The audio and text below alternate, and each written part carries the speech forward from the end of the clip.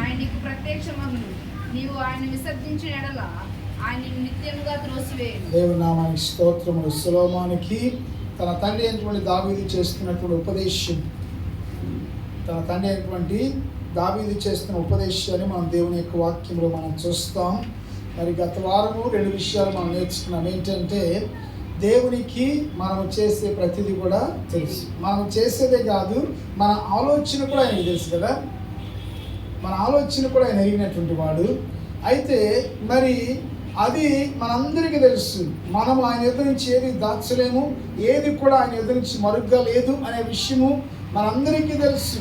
మరి ఆ సత్యము ఎరిగినటువంటి యోసేపు చూడండి, తెలుసుకోవడం ఒక ఎత్తు, దాన్ని మనదిని జీవితంలో ఆచరించడం ఒక ఎత్తు.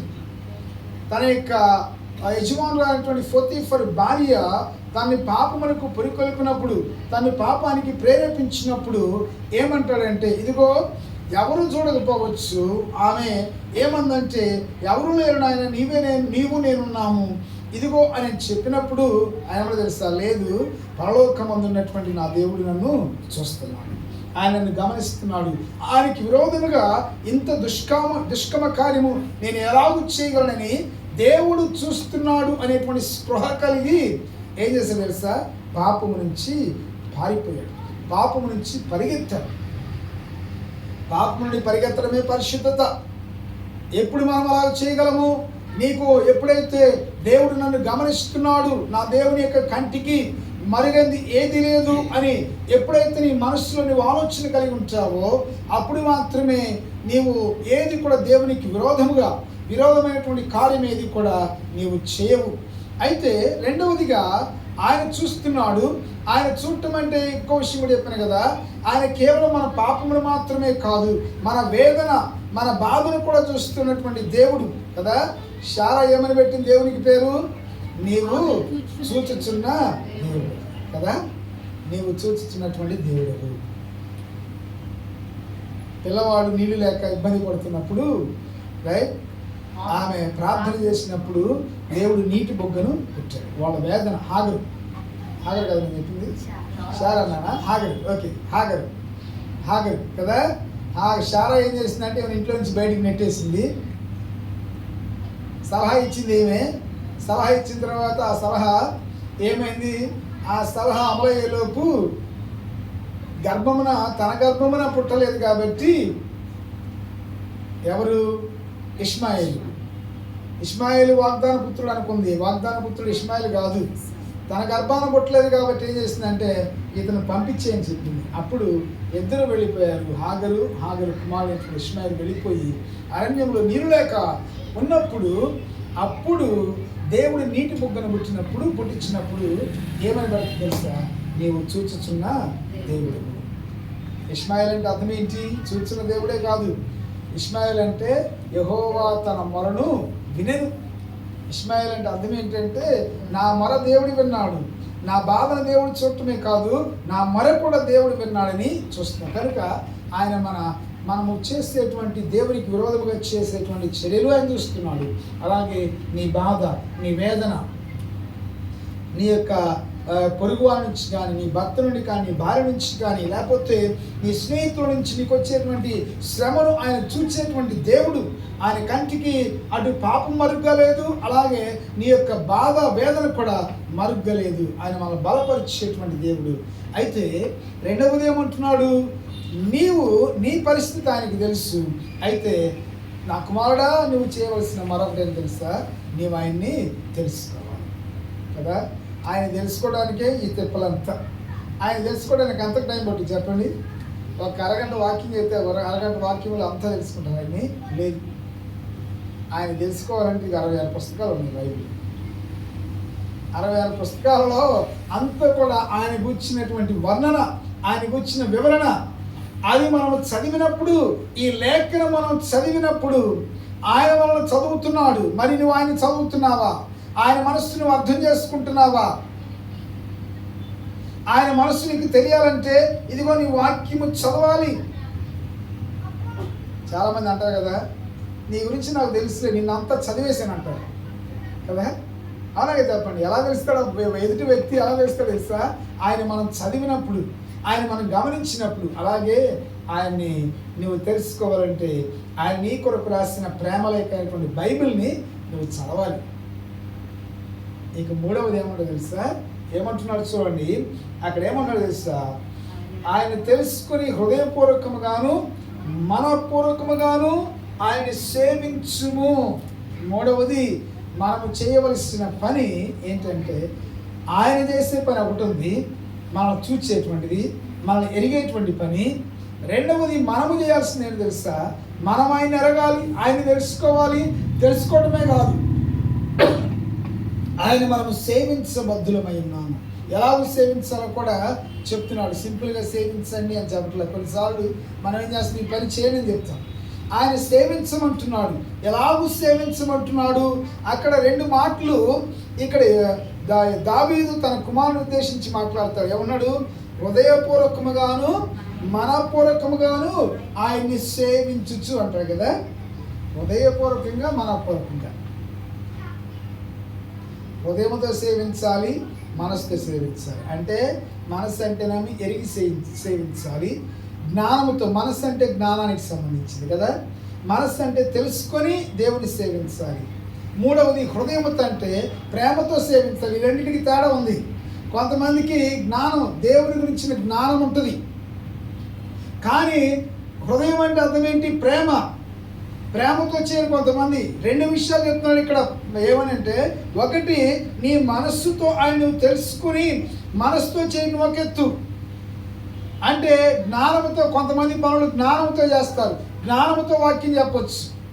కానీ జ్ఞానం కన్నా ముఖ్యమైనది మనసు ఎంత అవసరమో అదే సమయంలో ఏంటి తెలుసా? నీవు ప్రేమతో, హృదయం అంటే నీ స్వభావము, నీ స్వభావం అంటే ప్రేమ. నీవు ప్రేమతో చేయాలి ఏదైనా కానీ. నీవు దేవుని ఎలాగ సేవించాలి తెలుసా? ప్రేమతో సేవించాలి, కేవలము జ్ఞానముతోనే కాదు. అందు కదా ప్రేమ ఈ లోకములన్నిటికన్నా అతి ప్రాముఖ్యమైనది ఏంటి తెలుసా? ప్రేమ. ప్రేమ అంటే మనం ఒకవేళ చూడండి, నీకు దేవుని పట్ల ప్రేమ ఉంది, సేవించు. అది హృదయపూర్వకంగా సేవించండి. అర్థం ఏంటంటే, దేవుని పట్ల ప్రేమ ఉన్నప్పుడు ఏమవుతుంది? బాగుంది. ఒకవేళ హృదయపూర్వకంగా సేవించడం అంటే, దేవుని పట్ల మనకు ప్రేమ ఉన్నప్పుడు ఏమవుతుంది తెలుసా? నీవు ఆశించిన మేలు చేయకపోయినా నీవు ఆయన సేవిస్తావు.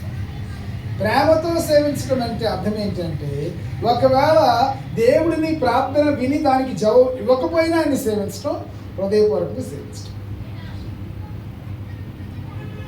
మనసుతో సేవించడం అంటే అర్థం ఏంటి? దేవుడు నా ప్రార్థనకు జవాబిస్తాడని తెలుసు కాబట్టి ప్రార్థన చేస్తాడు, అది మనసుతో సేవించడం కదా. దేవుడు నా ప్రార్థనకు జవాబిస్తాడు, అంతకుముందు ఇచ్చాడు, బైబిల్లో ఉన్నది, బైబిల్లో రాయబడ్డది. ఇప్పుడు చాలామంది నాకు చెప్పారు ప్రార్థనకు జవాబిస్తాడని, కాబట్టి నేను ప్రార్థన చేస్తున్నాను, ఆయన నాకు జవాబిస్తాడని తెలుసుకొని చేయడం ఏంటంటే మనపూర్వకంగా సేవించడం. కానీ దాన్ని మించింది. అందుకనే 2 చెప్పాడు. నీవు మనసుతో సేవించాలి, దేవుణ్ణి ఎరిగి దేవుడు ఏమైనాడో తెలుసుకొని సేవించాలి. రెండవదిగా హృదయంతో కూడా సేవించాలి. ఇది కష్టం కదా. దేన్నైనా ప్రేమతో చేయటం కష్టం, చేయాలి కదా అని చేయటము తేలిక. ప్రార్థనకు రావాలి కదా అని రావటం తేలికే. మరి దేవుని పట్ల ప్రేమతో ప్రార్థనకు రావాలి. ఆయన సేవించడం అంటే అర్థం ఏంటి? దేవుని పట్ల, ఇదిగో ఈడున్నాడు అనుకోండి, ఈడు దేవుని పట్ల ప్రేమతో వస్తున్నాడు అనుకోండి, వాళ్ళ అమ్మన్న లేకపోతే ఇక్కడే ఉంటాడు. ఒకవేళ వాడు ప్రార్థనకు వచ్చాడు అంటే మనసుతో వాడు దేవుని సేవిస్తున్నాడంటే అర్థం ఏంటి? వాళ్ళ అమ్మరే ఈ ఆదివారం, ఇది ఆదివారం రోజు కాబట్టి నువ్వు ప్రార్థనకు వెళ్ళాలంటే రావటం మనపూర్వకంగా సేవించడం, వాళ్ళ అమ్మ చెప్పింది కాబట్టి. కానీ ప్రేమతో అంటే మా అమ్మ చెప్పినా చెప్పకపోయినా నేను యేసయ్యని ప్రేమిస్తున్నాను, ఈ ఆదివారం యేసయ్య, ఇది ఆదివారం నేను యేసయ్యకి ఇవ్వాలి, ఆయన నా కొరకు ప్రాణం పెట్టి తిరిగి లేచాడు కాబట్టి ఈ యొక్క దినము దేవునిది, యేసయ్యది. ఆయన నా కొరకు అంత త్యాగం చేసినప్పుడు దేవుడు నాకు ఎంతో జీవితాన్ని ఇచ్చాడు కదా, ఎన్నో దినాలు ఇచ్చాడు, ఎన్నో సంవత్సరాలు ఇచ్చాడు. ఆయన ప్రేమిస్తూ ఏం చేయాలి సార్? నేను దేవుని యొక్క మందిరానికి రావాలి. హృదయముతో సేవించడం ప్రేమతో. మరి అలా వచ్చినప్పుడు మనకి మెప్పు కలుగుతుంది, అలా వచ్చినప్పుడు మనకు దీవెన కలుగుతుంది. కానీ ఆ విషయంలో సొలొమోను ఏమైంది చెప్పండి, ఫెయిల్ అయ్యాడు కదా. దావీదు పాస్ అయ్యాడు ఆ విషయంలో. దావీదు కొన్నిసార్లు ఒక్కొక్కసారి దేవునికి కొంచెం విరుద్ధంగా ఉన్నప్పుడు కూడా దావీదు ఏం చేసినా కానీ హృదయపూర్వకంగా చేశాడు. ఇది దేవుని పని. మందిరము కట్టాలని కూడా ఆయనకి హృదయంలో ఆలోచన, కోరిక కలిగింది. దేవుడు వద్దన్నాడు. అదే చూడండి, జాగ్రత్తగా గమనించండి. దేవుడు వద్దంటే దేవుని వెంబడించడం మానేశాడా దావీదు? వద్దు, నువ్వు మందిరం కట్టొద్దు అన్నాడు దేవుడు. అన్నప్పుడు ఏం చేశాడు? దేవుడు నేను ఈ పని చేస్తా అంటే వద్దంటాడా? మనం అంటున్నదే కదా, నేను అంత ప్రేమతో దేవునికి ఈ పని చేస్తాము. బహుశా ఉదాహరణకి కొన్ని పనులు మనం చేస్తూ ఉంటాం. ఎలా చేస్తాం చెప్పండి సాయి, ఎలా చేస్తాం? కొన్నిసార్లు మనం దేవుని కొరకు అంటే మనం కొన్నిసార్లు ఏంటంటే దేవుని కొరకు చేసేది ఏంటంటే, నేను చాపలేస్తాను, నేను అది చేస్తాను, ఇది చేస్తాను, కాబట్టి అలా చేస్తే ఇతరులకు నేను చేసే దాని నుంచి తెలుస్తుంది అనేది చేయటం ఏంటంటే మనపూర్వకంగా చేయటం. కానీ హృదయపూర్వకంగా చేయటం అలా కాదు కదా. దేవుడు నా కొరకు ఆయన తన ప్రాణాన్ని పెట్టాడు. యేసయ్య తన ప్రాణాన్ని పెట్టాడు కాబట్టి దేవుని పట్ల నాకున్న ప్రేమను బట్టి నేను ఇదిగో చిన్న పనైనా చేస్తాను నేను అనుకుంటాను. అది దేవుని పట్ల ప్రేమ. అదస్తా ప్రేమవా? అది దేవుని పట్ల మనం చేస్తుంది కదా. కొంతమంది ఏమంటారు, నేను పాటలు ఇస్తేనే మందిరానికి వస్తాను అంటే ఏంటి? నీకు దేవుని పట్ల ప్రేమ ఉందా చెప్పండి. మనలో అలాంటి వాళ్ళు లేరనుకోండి. నీవేం చేసినా ప్రేమతో చేయాలి, హృదయపూర్వకంగా చేయాలి. యేసయ్య ఏమంటాడు? యేసయ్య 10 ఆజ్ఞలు ఏం చేశాడు చెప్పండి? ఏదైనా యేసయ్య చెప్పేదైనా వాళ్ళేమో యూదులందరూ ఏంటి తెలుసా, 10 ఆజ్ఞలు లేకపోతే 10 ఆజ్ఞలే కాదు, వాళ్ళు ఇంకా చాలా చేశారు. వాళ్ళు 613 ఆజ్ఞలు పాటించారు యూదులు. దేవుడు 10 ఇస్తే ఆడికి ఇంకా 611 కలిపి ఎన్ని 600 ఎన్ని కలిపారు చెప్పండి?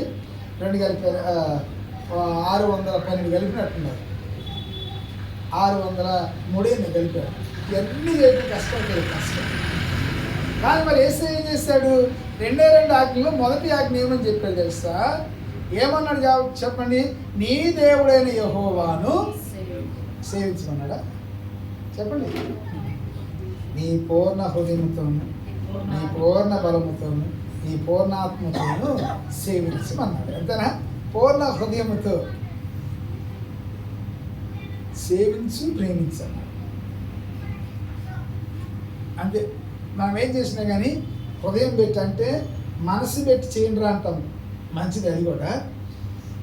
అంటే చేసేది మనసు పెట్టి చేయండి అంటే అర్థం ఏంటి? దాని మీద దృష్టి పెట్టి చేయండి కదా. అంతే కదా. మనసు పెట్టి చేయండి అంటే అర్థమేనా? అంతేనా అర్థం అక్షయ? అదేనా అర్థం? ఇంక వేరే దాని ఉందా? మనసు పెట్టి చేయంటే దాని మీద దృష్టి పెట్టి చేయని అర్థం. లేకపోతే ఉదాహరణకి ఇప్పుడు ఈ పట్టాలు తీసేస్తున్నాను అనుకోండి. అయిపోయిన తర్వాత తీసేటప్పుడు ఏంటి, ఒకవేళ ఇంటి దగ్గర సాత్విక్ గడ వాళ్ళ అమ్మ చికెన్ మటన్ ఉంది అనుకోండి, ఇది గబగబా చికెన్ తినడానికి కోసం, మటన్ తినడానికి కోసం ఈ పని చేయాలి. ఈ పని చేయకపోతే అక్కళ్ళు ఊరుకోరని అది చేస్తారు. అది ఏంటంటే అది వేరేది. అలా కాదు, ఇది నేను దేవుని కొరకు చేస్తున్నాను. దేవుని కొరకు ఏం చేసిన ఎలా చేయాలి? ప్రేమతో చేయాలి. దావీదు తన కుమారుడైన సొలొమోనుకి అదే చెప్తున్నాడు. నీకు దేవుడు అధికారం ఇచ్చాడు నాయన, నువ్వు అక్కడదే కాదు నా కొడుకువి కదా. ఇంకెవరు? అంతకుముందు ఇంకో కొడుకున్నాడు, అదోని అనేటువంటి ఒక కొడుకున్నాడు. ఆ కొడుకు దావీదు చెప్పకుండా వెళ్ళి ఏం చేశాడు తెలుసా? 2 సంవత్సరాలు పరిపాలన చేశాడు. కానీ దేవుడు అతనికి ఇవ్వలా. అదోనియా వాక్యములో హగ్గీతు కుమారుడైన అదోనియా హృదయమున గర్వించి నేనుగా ఇంకెవరు, మా నాన్న దావీదు తర్వాత రాజు అయితే నేనే అవ్వాలని ఏం చేస్తాడంటే తనకు తాను తన తండ్రికి కూడా తెలియకుండా వెళ్ళి ఏం చేస్తాడు? రాజుగా ప్రకటించుకున్నాడు. హృదయమని గర్వించాడు హగ్గీతు కుమారుడైనటువంటి అదోనియా. కానీ నల్లమెల ఇక పక్క తప్పుకున్నాడు. తర్వాత అయ్యా నా కొడుకు నువ్వు అదోనియా ఉన్నాడు, ఇంకా చాలామంది ఉన్నారు. అమ్మోనప్పుడు చనిపోయాడు అనుకోండి, అబ్షలోము చనిపోయాడు, రైట్, నాతాను ఉన్నాడు, వీళ్ళందరూ ఉన్నారు నాయన. మరి వీళ్ళందరికన్నా నీకు దేవుడు అవకాశం ఇచ్చాడు. వాళ్ళు నా కడుపును పుట్టిన వాళ్ళే, వాళ్ళు నా గర్భాన్ని పుట్టిన వాళ్ళే. వాళ్ళు దేవుని సేవిస్తున్నారు, కానీ దేవుడు నీకే అవకాశం ఇచ్చాడు. అందుకే నువ్వేం చేయాలంటే, నీవు ఏ పని చేసినా ప్రేమతో చేయనైనా, అది ఆయన ఇచ్చేటువంటి సలహా. దేవుని సేవించినా కానీ ప్రేమతో సేవించు, మొక్కుబడి కోసం చేయొద్దు. చూడండి, దేన్ని మనం మొక్కుబడిగా చేస్తే నీకు ప్రతిఫలము రాదు. వచ్చిందా చెప్పండి? వచ్చిందా? రాదు. ఈ సందర్భంలో ఒక వ్యక్తిని, ఒకళ్ళు ఇద్దరు వ్యక్తులు మనం జ్ఞాపకం చేసుకుందాం. ఎవరు చెప్పండి? ఒక వ్యక్తి ఎవరంటే కాలేబు. మిగతా వాళ్ళందరూ ఏదో వెళ్దాం కదా, వాగ్దాన దేశం వైపు వెళ్దాము, దేవుడు రమ్మన్నాడు కదా, అబ్రహాము ఇస్సాకు యాకోబులకు వాగ్దానం చేశాడు కదా, మోషే మనల్ని విడిపించాడు కదా, సరే మోషేని వెంబడిస్తాం అనుకున్నారు. కానీ కాలేబు అలాంటి వాడు కాదు. కాలేబు నిండు మనస్సుతో తన దేవుణ్ణి వెంబడించాడు. ఇంకొక చోట పూర్ణ హృదయముతో అని చదవండి ఒకసారి. సంఖ్యాకాండం 14వ అధ్యాయం అనుకుంటా, చదువు. నా సేవకుడైన కాలేబు మంచి మనసు కలిగి పూర్ణ మనసుతో నన్ను అనుసరించిన హేతువు చేత పోయిన దేశములో అతని ప్రవేశపెట్టెదను. మంచి మనసుతో. ఇంకొక చోట ఏమన్నది? పూర్ణ మనసు అంది. ఇక్కడ చూడండి, ఇంకొకటి ఇక్కడ మంచి మనస్సు, పూర్ణ మనస్సు. సగం అటు సగం ఇటు కాదు కదా. వీళ్ళు కొంతమంది ఎలా ఉన్నారు చెప్పండి? ఐగుప్తుని బయలుదేరిన వాళ్ళు ఎలా ఉన్నారు చెప్పండి? సగం ఐగుప్తులో ఉన్నారు, సగం అరణ్యంలో ఉన్నారు. అవునా కదా చెప్పండి? సగం ఐగుప్తులో సగం అరణ్యంలో ఉన్నారు లేదా? విన్నారని అన్నమాట. అందుకనే కదా వాళ్ళందరూ ప్రారంభమైనటువంటి 20 లక్షల మందిలో కాలేబు యెహోషువ తప్ప అందరూ అరణ్యములో సమాధి అయిపోవటానికి, హెబ్రీ గ్రంథకర్త ఏమన్నా తెలుసా? అరణ్యములో రాలిపోవటానికి గల కారణం ఏంటంటే వారి మనుష్యులు మాత్రము అరణ్యంలో ఉన్నారు, మనస్సులు ఐగుప్తులో. పూర్ణ హృదయంతో సేవించారు. అరే దేవుడు వాగ్దానం చేశాడే, ఎన్ని కష్టాలు వచ్చినా కానీ మన పితరుడైనటువంటి అబ్రహాముకి వాగ్దానం చేసినటువంటి ఆ వాగ్దాన దేశంలోకి తీసుకెళ్తున్నాడు కాబట్టి మన ఫోకస్ అంతా దాని మీద పెడదాం. అది అదే మాట్లాడుతుంటే ఒక విషయం గమనించాలి. నీవే పని చేసినా కానీ దేవుని పట్ల నీకున్న ప్రేమను బట్టి నువ్వు చేయి. మనుషులు మెప్పు కొరకు మాత్రం చేయి. నేను వాక్యం చెప్పినా మీ మెప్పు కోసం చెప్పాను అనుకోండి, నాకు ప్రతిఫలం రాదు కదా. దేవుని వాక్యం పట్ల నాకున్నటువంటి ప్రేమను బట్టి నేను చెప్పాలి. దేవుని వాక్యం పట్ల నాకున్న ప్యాషన్, తపన, దాన్ని బట్టి చెప్పాలి. ఏముందరే వచ్చారు ఒక 20 మంది 5 మంది వచ్చారు కదా, డబ్బాలు ఏదో ఒక వాకింగ్ చేసి తిప్పేసి తీసి చెప్పేస్తాం అనుకుంటే అయ్యేది కాదు. దేవుని పట్ల నాకున్న ప్రేమ. అందుకని కాలేబు ఎంత చక్కగా చూడండి, అటు ఇటు చూడలేదు. దేవుని పట్ల ప్రేమ ఉన్నటువంటి వ్యక్తి, దేవుని పట్ల దేవుని కొరకు ఏ పనైనా పూర్ణ హృదయంతో చేసే వ్యక్తి మనసంతా ఎక్కడ ఉంటుంది తెలుసా? దేవుని మీదే ఉంటుంది. అట్టి వారిని దేవుడు దీవిస్తాడు, అట్టి వారికి మెప్పు కలుగుతుంది. యెహోషువ అప్పటి నాయకుడు, మోషే తర్వాత నాయకుడు, కాలేబు యొక్క నాయకుడైనటువంటి యెహోషువ అంటాడు, అయ్యా నేను నిన్ను చూచాను, 40 సంవత్సరాలు నేను నీతో ఉన్నాను, నీవు నిండు మనసుతో పూర్ణ హృదయముతో నీవు దేవుడిని వెంబడించావు కనుక నువ్వు వెళ్ళి ఏం చేయాలి? హెబ్రోనుని స్వాస్థ్యంగా తీసుకో. హెబ్రోను అంటే అర్థమైనటువంటి సహవాసం. దేవుని అందరి సహవాసాన్ని నీవు స్వాస్థ్యంగా తీసుకోమని చెప్తాడు. బైబిల్లో కూడా మీరు గమనించినట్లయితే ఈ యొక్క వ్యక్తి గురించి చెప్పి నేను ముగిస్తాను. ఈయన ఎవరంటే మనందరికీ తెలుసు, తిమోతి కదా. తిమోతి అంటే దేవుని చేత గణపరచబడినవాడు కదా. ఎవరు? తిమోతి. పౌలుకి చాలామంది శిష్యులు ఉన్నారు, యేసయ్యకి శిష్యులు ఉన్నారు. పౌలుకి యేసయ్యని, మరి దానికి ముందు తిమోతికి ముందు ఇంకొక ఆయన దగ్గరికి వస్తాం.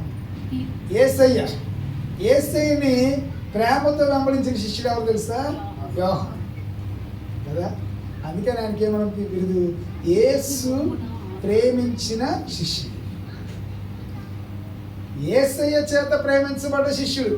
రెండు, ప్రేమ అనేది ఏంటి తెలుసా? It's a 2-way traffic, 1-way traffic కాదు. మనం ఎప్పుడు 1-way ట్రాఫిక్, నన్నే ప్రేమించాలనుకుంటూ ఉంటాం కదా. భార్యాభర్తలతో వచ్చిన ఇబ్బంది కూడా ఇదే కదా. నేనేమో పాస్టర్ గారు నన్ను ప్రేమించాలనుకుంటాను, పాస్టర్ గారేమో తన ప్రేమించి, మామూలుగా ఇదంతా ఉంటుంది ఎక్కడైనా కానీ కదా. ఇదేంటి? It's 1-way traffic. we made it 1-way traffic. no love is 2-way traffic. నువ్వు ఇవ్వాలి, ఎదుటి వాళ్ళ నుంచి పొందుకోవాలి. ఇక్కడ యోహాను విషయం అదే. యోహాను యేసయ్యని ప్రేమించాడు, యేసయ్య యోహాన్ని ప్రేమించాడు. ఎందుకు తెలుసా? యోహాను ఎప్పుడు కూడా యేసయ్య ప్రక్కనే ఉండేవాడు, ఆయన రొమ్మున ఆనుకునే ఉండేవాడు. ఏం చెప్తాడా యేసయ్య? మా ప్రేమ లేకపోతే యేసయ్య దగ్గర కూర్చుంటాడా? కొంతమంది అటు ఇటు తిరిగి వచ్చారు, ప్రేమ ఉందని చెప్పారు, ఒక ఆయన దూరం చేయలేడు చివరి టైంలో. ఎవరైనా? పేతురు. నీ పట్ల నాకు ఎంత ప్రేమ ఉందో తెలుసా యేసయ్య? అందరూ విడిచిపెట్టి వెళ్ళిపోయినా యేసయ్య ఏమన్నాడు? గొర్రెల కాపరిని కొట్టును, గొర్రెలు చెదిరిపోనంటే. ఏంటి నన్ను అపార్థం చేసుకుంటున్నావు యేసయ్య? ఆయన అర్థమవుతుంది, నన్ను అపార్థం చేసుకుంటున్నావు నువ్వు. ఎవరు వెళ్ళిపోయింది ఎవరు చూడు. యేసయ్య ముందు ఇంకో వార్నింగ్ కూడా ఇచ్చాడు. ఆయన నువ్వు ముమ్మారు పొక్కుతావు ఆయన, నేను చెప్తున్నాను జాగ్రత్త పడు అంటే, లేదు నేను అన్నాడు. వెళ్ళి ఇదిగో వీళ్ళంటే ఒక చిన్నపిల్లడు వచ్చి, నువ్వు ఆయన ఆ శిష్యులో అక్కడ మమ్మ ఆయన ఎవరు నాకు తెలియదు అంటాడు. మరి యోహాను హృదయపూర్తిగా సేవించిన యోహాను చివరి వరకు ఆ యొక్క సిలువలో 7 మాటలు పలికేటప్పుడు ఇదిగో చక్కగా ఇట్లా కూర్చొని ఉంటాడు. అందుకనే యేసయ్య ఏం చేశాడు తెలుసా? తన తల్లికి, అమ్మా ఇదిగో నీ కుమారుడు అని చెప్తాడు. చివరి వరకు ప్రేమించాడు. అందుకని మరి ఆయన కలిగిన బహుమానం ఏంటి తెలుసా? వీళ్ళందరూ చచ్చిపోయారు, 11 మంది చచ్చిపోయారు. యేసయ్య రెండవ రాకడ గురించి, రెండవ రాకడ ముందు జరగబోయే సంగతుల గురించి తెలియజేయడానికి ఈయన దేవుడు బ్రతికిచ్చాడు. తీసుకెళ్లి రోమా సైనికులు ఏం చేశారు తెలుసా? సలసల కాగే నూనె పడేసారు ఈయన్ని చంపాలని. అప్పుడు కూడా చచ్చిపోవాలి ఈ మనిషి. కొంచెం మీరు వంట చేసేటప్పుడు బాగా కాగిన నూనె నీ చేతి మీద అక్కడ పడితే, ఒంటి మీద పడితే తట్టుకోలేరు. ఈయన నేరుగా తీసుకెళ్ళి ఎక్కడ పడేశారు? కాగే నూనెలో పడేస్తారు. అప్పటికి చనిపోవాలా. పద్మసి దీవిలో పెట్టారు, అక్కడ విషప్రయోగం జరిగింది, అక్కడ చనిపోవాలా. కారణం ఏంటి తెలుసా? ఇదిగో యేసయ్య రాబో ముందు జరగబోయేటువంటి సంగతులన్నీ కూడా గ్రంథస్థం చేయాలి, ఆయన రాయాలి. అందుకని ఈయనకు దొరికిన ప్రతిఫలం, యేసయ్యని ప్రేమించినందున, పూర్ణ హృదయంతో సేవించినందున ఈయన కలిగిన ప్రతిఫలం ఏంటి తెలుసా? యేసయ్య రెండవ రాకడ గురించి విషయాలన్నీ ఒక పుస్తకం. ప్రార్థన గ్రంథానికి మిగతా పుస్తకాలకి యెహెజ్కేలు గ్రంథంలో ఉంది రెండవ రాకడ గురించి, యెషయా పుస్తకంలో ఉంది రెండవ రాకడ గురించి, మత్తయి సువార్తలో రెండవ రాకడ గురించి ఉంది, ఇంకా పౌలు రాసిన పత్రికలో రెండవ రాకడ గురించి ఉంది. కానీ మరి ప్రార్థన గ్రంథం యొక్క ప్రత్యేకత ఏంటి? రెండవ రాకడ అనగానే మనందరికి గుర్తొచ్చేది ఏంటి? ప్రార్థన గ్రంథమే. ప్రార్థన గ్రంథంలో కేవలము ఆయన రెండవ రాకడ గురించిన సంగతులు వ్రాయబడింది. అట్టి అవకాశమును, అట్టి భాగ్యాన్ని దేవుడు ఎవరికి ఇచ్చారు తెలుసా? యేసయ్యని ప్రేమించిన శిష్యులైనటువంటి యోహానుకి ఇచ్చారు కదా. మూడవ వ్యక్తి ఎవరంటే తిమోతి. దేవుని చేత ఘనత పొందినవాడు, దేవుని చేత ఘనపరచబడినవాడు. ఈయన పౌరుకు రెండవ సువార్త ప్రయాణంలో కలిశాడు. కుర్రోడు, ఒక కుర్రోడు పోయాడు, ఇంకో కుర్రోడు వచ్చాడు. ఎవరు పోయిన కుర్రోడు? ఎవరు? మొదటి సువార్త ప్రయాణంలో జాన్ మార్క్ అనే కుర్రోడు పోయాడు. పట్టణానికి వెళ్తే అక్కడ వేడి తట్టుకోలేక, ఎండ తట్టుకోలేక వచ్చేసాడు. మరి ఒక కుర్రోడు పైన ఇంకో కుర్రోడు దేవుడు తీసుకొస్తాడు. దేవుని సేవలో, దేవుని సంఘంలో నేను పోతే సంఘంలో ఎవరు రారని మీరు అనుకోపకండి. దేవుడు ఎవరొకరిని తీసుకొస్తాడు. అయితే నీ పని నువ్వు చేయాలి. తర్వాత మళ్ళీ కలిసాడు జాన్ మార్క్ కదా. జాన్ మార్క్ తర్వాత కలిసాడు. కానీ ఈ కుర్రవాడు మీరు గమనించండి, తిమోతి చాలామంది పౌలును విడిచిపెట్టి వెళ్ళిపోయాడు. దేమా వెళ్ళిపోయాడు.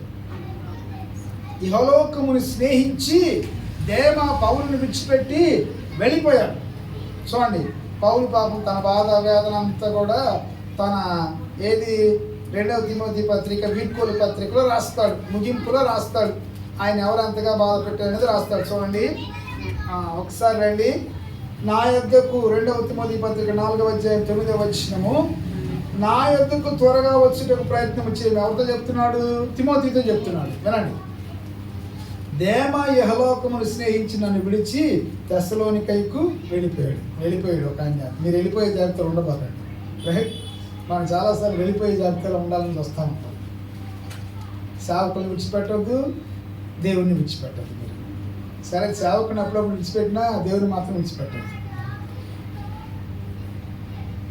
ఏదో అపార్థాలు పెట్టుకొని సేవకుని విడిచిపెట్టద్దు, మనం ఏదో ఊహించుకొని సేవకుని విడిచిపెట్టద్దు. ఇదిగో ఈయన ఎందుకు విడిచిపెట్టాడు? యెహోవాని స్నేహించాడు. ప్రార్థన కన్నా ఈయన బయట విషయాలు బాగున్నాయి కాబట్టి వెళ్ళిపోయాడు. రెండవది ఏమనుంది? క్రెస్కే గలతీయకును తీతు దళమెతేకు వెళ్ళిపోయేది. వీళ్ళు పనుల మీద వెళ్ళారు, లోకా మాత్రమే ఉన్నాడు.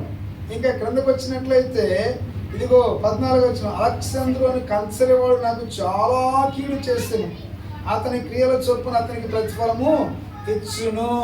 ఇదిగో ఇలాంటి వారు కూడా ఉంటారు సంఘాల్లో, కీడు చేసేటువంటి వారు కదా, కీడు చేసేటువంటి వారు. మరి మనం ఎవరి గురించి చెప్తున్నాము? హృదయపూర్వకంగా పౌలుని వెంబడించిన తిమోతి గురించి చెప్తున్నాం. అందరూ వెళ్ళిపోయారు. తిమోతి పెద్ద బలవంతుడేం కాదు, తిమోతి పెద్ద ప్రతిభావంతుడేం కాదు. మానసికంగా బలహీనుడు, శారీరకంగా బలహీనుడు కదా.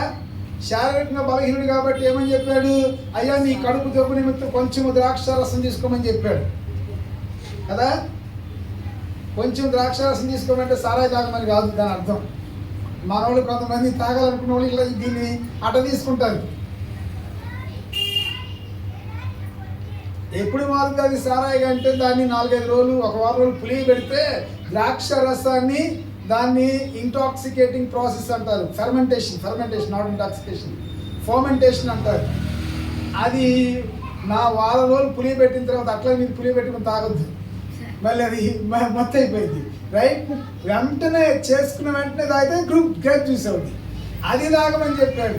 ఎఫెసు పట్టణంలో ఉన్నటువంటి నీరు కొంచెం చౌడు వాటర్ అంత బాగాదు, అందుకని కొంచెం ఆరోగ్యం పరంగా తాగమన్నాడు. అంటే శారీరకంగా బలహీనుడు. రెండవదిగా శారీరకంగానే కాదు, మానసికంగా కూడా బలహీనుడు. ఎట్లా? అందుకే అంటాడు ఏమన్నా తెలుసా? దేవుడు మనకు పిరికితనం గల ఆత్మని ఇవ్వలేదు కానీ శక్తియు, ప్రేమయు, ఇంద్రియ నిగ్రహం గల ఆత్మనే మనకి ఇచ్చాడు. ఈయన కొంచెం భయం ఎక్కువ, భయస్థుడు, బిడియస్తుడు. అందుకని ధైర్యపరుస్తున్నాడు. ఏమి ఇవ్వలేదు మనకి? దేవుడు మనకి పిరికితనం గల ఆత్మను ఇవ్వలేదు. శక్తియు, ప్రేమయు అంటే మానసికంగా బలపరుస్తున్నాడు. మరి ఈ మానసికంగా బలహీనుడు, శారీరకంగా బలహీనమైనటువంటి తిమోతి నమ్మకముగా, హృదయపూర్వకంగా తన యజమానుడు, తన గురువైనటువంటి పౌలుని వెంబడించి సేవించాడు. ఆయన కలిగిన ఫలితం ఏం తెలుసా? హృదయపూర్వకంగా చేసిన దాన్ని బట్టి ఆయన కలిగిన ఫలితం ఏంటంటే పౌలు యొక్క పరిచయలో పౌలు యొక్క వారసుడయ్యాడు. పౌలు ఎక్కడ? అపోస్తలుడు పౌలు ఎక్కడ? తిమోతి ఎక్కడ? పౌలు గొప్ప పరిచారకుడు, గొప్ప అపోస్తలుడు. యేసయ్య తర్వాత క్రైస్తవ్యానికి 2వ వ్యక్తి ఎవరో తెలుసా? పౌలు. పేతురు కాదు, యోహాను కాదు. మరి అలాంటి వ్యక్తి యొక్క స్థానాన్ని భర్తీ చేసేటువంటి గొప్ప భాగ్యము ఎవరికి కలిగింది తెలుసా? అతని నమ్మకముగా, హృదయపూర్వకంగా వెంబడించినటువంటి తిమోతికి. అయితే ఇక్కడ మరి దేవుడు, పరిశుద్ధాత్మ దేవుడు దావీదు ద్వారా సొలొమోనుకు చేస్తున్న ఉపదేశం ద్వారా దేవుడు మనకు చెప్పే మాటలు తెలుసా? నీవు ఎలా సేవించాలి? మనపూర్వకంగా సేవించాలంటే అర్థం ఏంటంటే నీవేమైతే చేస్తున్నావో అది తెలుసుకొని తెలియకుండా చేయదు. రెండవది, నీవేమైతే చేస్తున్నావో దాన్ని ప్రేమతో చేయి కదా. చేసే పనిని అది దేవుని పని అని ఎరిగి చేయి. రెండవది ఏంటి? ఇంకా ఏమన్నాము? హృదయపూర్వకంగా అంటే అది దేవుని పని కనుక నీ ప్రేమతో, దేవుని పట్ల నీకున్న ప్రేమతో నిలిచి. అది అక్కడ సొలొమోనుకి తన తండ్రి అయినటువంటి దావీదు ఇస్తున్నటువంటి ఉపదేశం, హెచ్చరిక. కదా 3 విషయాలు మనం నేర్చుకున్నాం ద్వారా. ఏంటి? ఒకటేంటంటే మన సమస్తము దేవునికి తెలుసు. ఆయన ఎరిగిన వాడు. There is nothing that is hidden from God. He knows everything. Even if you try to hide anything from God, it cannot be hidden. అది మీరు దాచి ఉంచబడలేదు కనుక ఆ విషయం గుర్తెరిగి ఏం చేయాలంటే, నీవు తప్పు చేసిన ఆయన చూస్తున్నాడు. రెండవదిగా నువ్వు బాధపడ్డా కానీ ఆయన ఎరిగాడు అని గుర్తెరగాలి. రెండవదిగా ఎలా సేవించాలి? ఆయన్ని తెలుసుకోవడానికి మనకున్న ఏకైక మార్గము ఆయన వాక్యమేనా. దీన్ని చదువు, దీన్ని పఠించు, దీన్ని ధ్యానించు. మూడవదిగా ఏం చేయాలంటే ఆయన్ని సేవించాలి. మనపూర్తిగా సేవించాలి అంటే నీవు చేస్తున్న పని ఎంత గంభీరమైనది, నీవు చేస్తున్న పని ఎంత పవిత్రమైనది, నీవు చేస్తున్నటువంటి పని ఎంత మాన్యమైనది, నీవు చేస్తున్నటువంటి పని ఎంత ఘనమైనదో నీవెరిగి చేయాలి. దేవుని పని అది దేవుని మందిరానికి రావటం కావచ్చు, దేవుని మందిరంలో పరిచయం చేయటం కావచ్చు. ఘనమైనది, శ్రేష్టమైనది, ఉత్తమమైనది. అందుకని యేసే అంటాడు కదా, మరి దగ్గర ఉంటాడు, మరి ఉత్తమమైన దాన్ని ఏర్పరచుకొను, అది ఆమె దగ్గర నుండి తీసివేయబడదు. ఆ మరికి తెలుసు ఉత్తమమైన పనిని. అందుకని ఆ పనిని వాళ్ళు అక్కడ డిస్టర్బ్ చేసినా కానీ హృదయపూర్వకంగా చేసింది. వాళ్ళు అక్కడ డిస్టర్బ్ చేసింది లేదు ఆదస్తా. ఏమని డిస్టర్బ్ చేసింది? ఏంటయ్యా మీరిద్దరు అలా కూర్చున్నారు, నాకేమో వంట నేను ఒక్కదాన్ని చేసుకోలేక, గిన్నెలు కడుక్కోలేక, వంట చేసుకోలేక నేను తిప్పలు పడుతుంటే మా చెల్లి వచ్చి నీ దగ్గర కూర్చుందంటే అవేమీ పట్టించుకోకుండా కదా, ఇక ఆమె అరణ్యరోధం అయిపోయింది. అవేమీ పట్టించుకోకుండా ఏం చేసింది సార్? హృదయపూర్వకంగా ప్రేమతో, ఆయన పట్ల ఉన్నటువంటి ప్రేమతో ఆయన మాట్లాడింది. మనం కూడా అలాగూ దేవుని యొక్క పని చేసినప్పుడు, దేవుని యొక్క పరిచయం చేసినప్పుడు దేవుని నిశ్చయంగా మనల్ని దీవిస్తాం కదా. అన్నీ ఆయనకి తెలుసని మనం గుర్తెరగాలి. రెండవదిగా ఆయన మనం తెలుసుకోవాలి. ఆయన మనం మనపూర్వకంగా చెప్పండి, హృదయపూర్వకంగా సేవించాలి. ఒక తీర్మానం చేసుకోండి, ప్రభువా ఈ దినం నుంచి నేను చేసే పని నీ కొరకు చేస్తున్నాను అనే స్పృహతో నేను చేస్తాను. రెండవదిగా ప్రభువా నేను చేస్తున్న పని నేను నీ పట్ల నాకున్న ప్రేమతో చేయాలి అనేటువంటి విషయాన్ని గుర్తెరిగి చేస్తారు ప్రభాని చేయండి. అప్పుడు నిశ్చయంగా దేవుడు మిమ్మల్ని దీవిస్తాడు. అలాంటి గొప్ప దేవుడు మా అందరికీ దయచేయండి. పాటలు పాడతారా? పాడమ్మా.